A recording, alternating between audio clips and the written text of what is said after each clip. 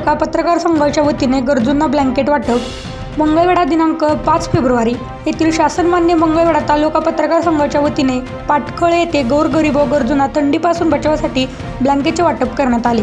या कार्यक्रमास मंगळवेढा तालुका पत्रकार संघाचे संस्थापक दिगंबर बगरे, अध्यक्ष भीमराव मोरे, कृषीभूषण अंकुश पडवळे, अशोक कसबे महाराज, दिलीप सावंत महाराज, पत्रकार संघाचे माजी अध्यक्ष दावल इनामदार, प्राध्यापक शिवाजी पुजारी, प्राध्यापक मनोज अवधूत, शिवाजी केंगार, प्रमोद बिनवडे, औदुंबर ढावरे, ज्ञानेश्वर बगरे, समाधान फुगारे, पत्रकार विलास मासाळ, सिद्धेश्वर डोके, दादासाहेब लवटे, अक्षय पवार, राजेंद्र कुमार जाधव, प्रवीण गांडुळे, रोहिदास भोरकडे, दत्तात्रय कांबळे, विजय बगरे, सचिन हेंबाडे, संतोष मिसाळ, बापू मासाळ, अविनाश मेटकरी, दिगंबर गरंडे, प्रसाद कसबे, भारत दत्तू, अशोक उन्नाळे, नारायण माने, लहू ढगे, प्रकाश भोसले, अण्णा दिवसे, सुलेमान तांबोळी, आनंद पडवळे, दिलीप शिराळ, परमेश्वर कुलुबर्मे, विलास काळे उपस्थित होते.